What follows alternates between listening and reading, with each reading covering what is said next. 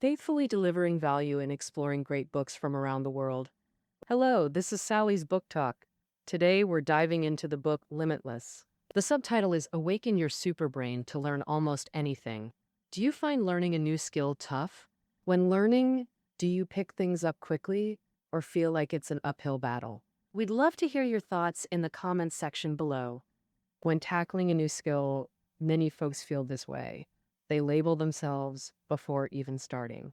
I hate learning. I can't grasp or remember things, or I give up after just a couple of days. Or even though I'm pushing through, I can't find the right approach, and all that time feels wasted. This book tackles those big learning hurdles head on. Its subtitle hints at awakening your learning brain to unlock superhuman learning powers. G. Brad. The author, Jim Quick, is a world-renowned brain coach who's trained celebrities like Tesla CEO Elon Musk, tennis star Novak Djokovic, and Google founders Larry Page and Sergey Brin. He also leads training for top companies and universities, including Google, Nike, GE, Harvard, and Caltech.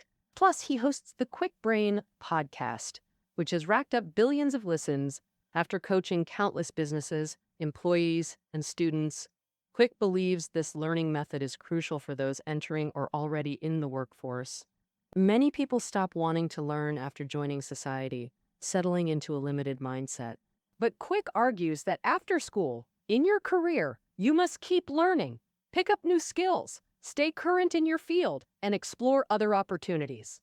Actually, Quick wasn't born with super learning abilities. Quite the opposite. His start was rockier than most. As a kid, he had a brain injury and was labeled the boy with the broken brain by teachers.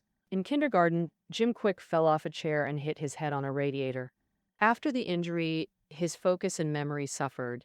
It took him 3 whole years just to learn to read. Understanding lessons in class was a real struggle, too. Luckily, the author was tenacious and refused to quit.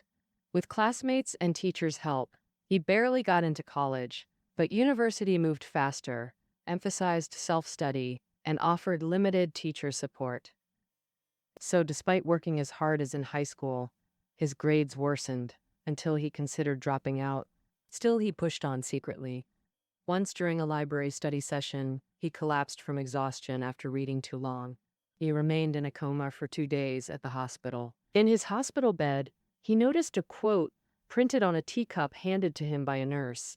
"We cannot solve our problems with the same thinking we used when we created them."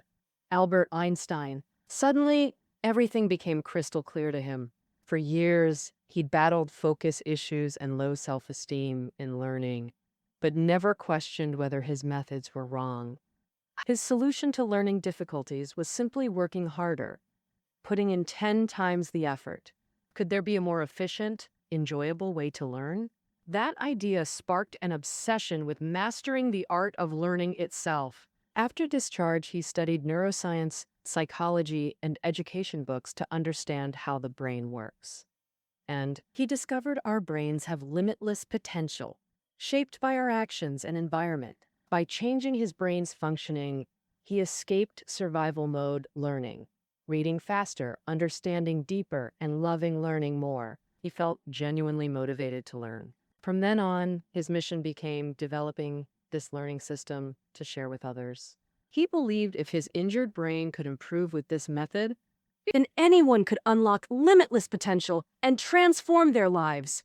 For over 20 years, he refined his methodology, testing ideas and gathering real-world evidence. Effective learning starts with smashing limiting beliefs and redefining yourself. Then create unstoppable motivation by finding your core purpose and achieving flow states regularly. Finally, learn and think using the right methods. Next, I'll guide you through these 3 steps to unpack the book. Step 1. Shatter limiting beliefs and redefine yourself. Ever had this happen? Your boss asks you to present performance to colleagues, a prime chance to shine, but you feel overwhelmed. That inner voice says, you'll fail, so you make an excuse and bail. After your boss picks someone else, similar opportunities stop coming your way. This reinforces your belief that you're bad at presentations. Limiting beliefs are self-imposed definitions about what we can or can't do. But is that really true? Neuroscience shows our brains have 100 billion neurons, each connecting to 10,000 others, generating 70,000 plus thoughts daily and processing faster than any computer. I, I, our brains are highly plastic, reshaping based on environment and demands. UCL neuroscientist Eleanor Maguire studied London cabbies' brains versus non-cabbies with similar age, education, IQ, finding cabbies had larger hippocampus, like their brains physically expanded. Neuroscientists believe this comes from memorizing complex streets and landmarks. Mastering countless routes forces brains to build intricate neural pathways. These pathways literally reshape brain structure and region sizes. Our brains hold limitless potential. The real barrier is self-imposed limits, like the author's belief that his brain injury meant working 10 times harder just to fail. To break free, trace the source of that inner critic. Why fear public speaking? Did you actually bomb a presentation? Was your material weak, or did you stumble during delivery? Did the audience boo you off stage? After the speech, did anyone approach you to mock how terrible it was? Did your boss call you into his office suggesting you find a silent job? Or maybe you never actually bombed a presentation, you just saw others excel and assumed you couldn't match them. Perhaps childhood labels stuck with you. Like that time in a speech contest when you froze, panicked, and cried on stage. Your teacher declared you unfit for public speaking, so you avoided all presentations since. When confronting limiting beliefs, consider two things. First, is there actual evidence you're deficient at this task? Second, is that evidence real? Or just distorted by your inner critic? After assessing reality, face that I can't voice head on. When you think I messed this up last time, counter with facts-based rebuttal. My prep was inadequate last time. I can study how top performers structure their presentations. If childhood failure crushed your confidence, argue back. Past struggles don't define my current abilities. Personify that voice as a clown character. When the clown says, "You can't," laugh at it. Silly clown, all you bring is negativity. Scram! The better you distinguish this voice from your true self, the more you'll prevent limiting beliefs from holding you back. Cultivating healthier thinking patterns. Now for step 2, building unstoppable motivation. We all know motivation drives action. So how do we sustain it? The author gives this formula. Sustained drive equals purpose times energy times small steps. Let's break it down. The first factor is purpose. When you're clear about who you want to be, why you're taking action, and what you hope to gain, passion naturally ignites. This is essentially discovering your passion, what continually brings you freshness and makes your eyes light up.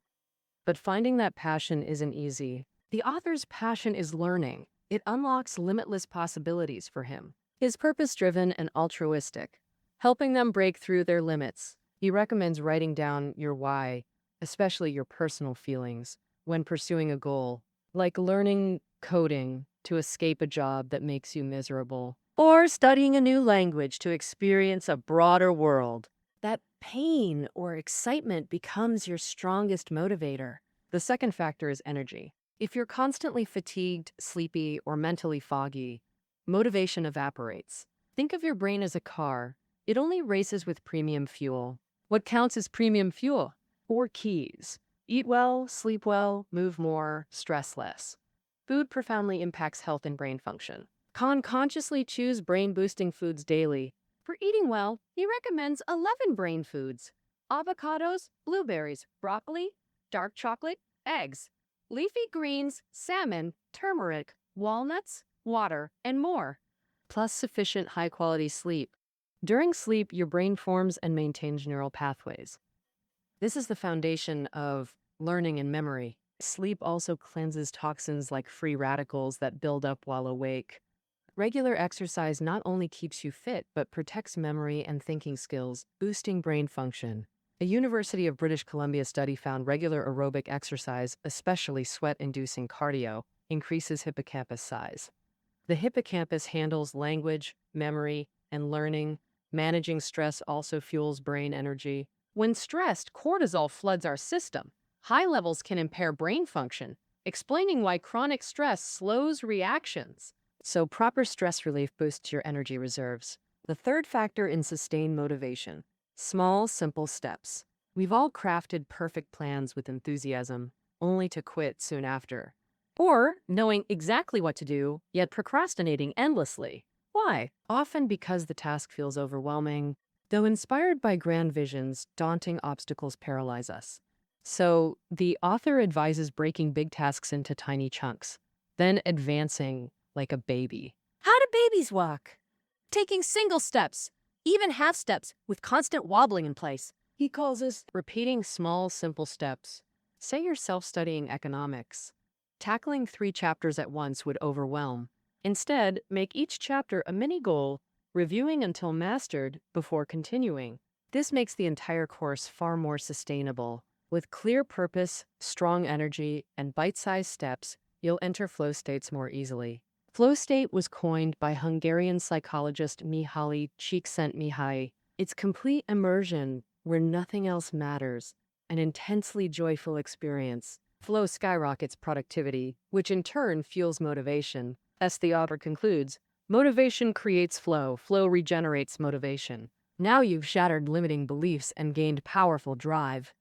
Now we arrive at step 3, mastering the right methods for learning and thinking. Here we'll focus on concentration, learning, and thinking, because concentration is fundamental to everything we do.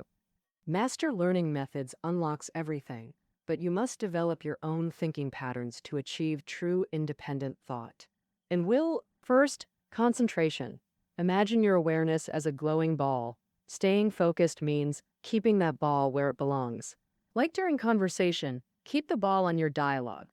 When reading a report, anchor the ball on the text. If it drifts, gently guide it back. Notice how this glowing ball can only occupy one place at a time. Meaning when doing something, give it your full attention. No multitasking. If on a call, don't scroll social media. If making breakfast, don't plan your to-do list. If your ball drifts easily, check for environmental clutter, like desks crowded with computers, files, magazines, kids' photos, or travel souvenirs. These distractions naturally pull your glowing ball away. So declutter your desk and stash your phone in a drawer to maintain focus. Once distracted, reclaiming focus becomes much harder. Studies show switching between tasks requires refocusing time about 20 minutes, and many struggle because their minds overflow with worries. The author recommends Dr. Andrew Weil's breathing technique to clear mental clutter. It's called the 4-7-8 breathing method. Close your mouth, inhale gently through your nose for 4 counts, hold for 7 counts, exhale completely through your mouth for 8 counts. That's 1 cycle. Repeat 3 more times. To maintain focus, the author suggests scheduling dedicated distraction time, like 10 minutes every hour for emails and texts, or getting water from the break room. This way, during focus time, you won't worry about these tasks being unfinished. Having covered focus, now let's explore how to master proper learning methods. Ever feel like you learned things quickly in school, but now as an adult, it all slips away? You feel like you've learned, but nothing seems to stick. Actually, recall your school days. Did you preview before class, review after, and cram before exams? This efficient approach constantly reinforced new knowledge. So, the author's recommended method builds on your student learning habits. First, listen with your whole brain. When listening to a lecture, don't just use your ears, engage your brain. How? First, workplace learning differs from school. No silent students listening to a teacher on stage. You might be at a coworker's desk hearing priorities or chatting about reports in the break room. So when listening, block out all distractions. Focus solely on the speaker. Don't just hear the words. Preview like in school days. Learn their background beforehand to understand their perspective while they speak. Even in impromptu chats, knowing their expertise prevents feeling lost. Also, listen with anticipation. Learning depends on mindset. In school, you tuned out this like teachers rambling, but you remembered every anecdote from favorite teachers. Apply this to work. Find the speaker's strengths. Like their stylish outfits or witty remarks. If you admire them, listening eagerly makes you more relaxed and receptive. About listening, the author finally suggests, don't just listen, Engage. Either paraphrase what's said to confirm understanding or ask clarifying questions to resolve doubts. The second learning method is effective note taking. Some might say, note taking? I've done it for decades, just transcribing the teacher. Others argue, I avoid notes. Looking down means missing key points. I'd rather just record everything. But that misses the point. Notes serve you personally. The key is customizing information in your own language and thought patterns. How exactly? The author recommends the capture and create method. Split paper, left for speaker's points, right for your insights. What thoughts arise hearing this? Where might it need expansion? How connects to prior knowledge? Benefits. Capture briefly. You'll revisit later. Insights need only keywords you understand. Just jot keywords, legible only to you is fine. This avoids missing content while capturing epiphanies instantly. Third method. Review. Split into immediate review and spaced repetition. After daytime learning, review immediately at night. How? The author's active recall, review material, close book, write recalled content, compare, review gaps. Neuroscientists note, 4 active recall sessions initially yield optimal results. But does 4 sessions mean mastery? No. Revisit periodically. With active recall, this is spaced repetition. German psychologist Ebbinghaus's memory system uses spaced repetition, reviewing on days 2, 4, 7, and 15 post-learning. The Ebbinghaus memory system is proven effective for memorizing any material, dramatically boosting efficiency and mastering learning itself. Finally, the author urges you to master thinking, recommending Dr. Edward de Bono's famous 6 thinking hats concept. 6 hats: white, yellow, black, red, green, and blue. Each color represents a distinct thinking mode. When facing an issue, first wear the blue hat for management mode. Clarify the problem. Next, the white hat. Imagine a lab coat as you gather data like a scientist. This means entering information gathering mode. Your focus. Collect exhaustive details, all facts needed to solve the problem. Then switch to yellow. Feel sunshine warming you with optimism. This stage finds positive elements and value in the situation. Now the black hat. Envision a judge's robe as you identify risks and pitfalls. Next, the red hat, representing emotion. Here, assess solutions through intuition and gut feelings. Then comes green. Now analyze rationally and enter creative mode. What novel ideas does this problem spark? How could you approach it in unprecedented ways? Imagine spring meadows, find inspiration there. Finally, return to blue hat for management mode again. But this time, ensure all previous steps were executed effectively.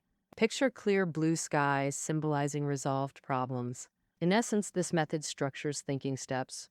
First, clearly define the problem. Second, verify all facts are available. Third, ensure positive framing. Fourth, confront challenges head on. Fifth, connect with authentic feelings. Sixth, unleash your imagination to solve problems from entirely new angles. Seventh, return to the start to ensure you've solved the intended problem for this thinking cycle.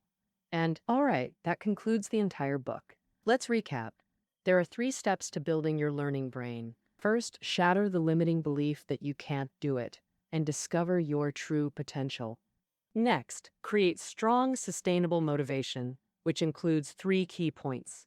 First, find your passion. Second, stockpile sufficient energy. Third, break down big goals into small, simple steps to build your learning brain. The third step is to master proper methods for focus, learning techniques, and critical thinking. The author says, if an egg is broken by an external force, life ends. If broken by an internal force, life begins. Miracles always begin from within. After reading this book, may you find inner strength to create your own limitless possibilities. After listening, do you have new insights on how to learn? Feel free to comment below. All right, limitless possibilities. That's the end of our interpretation of this book. Reading notes are below the audio. See you next time.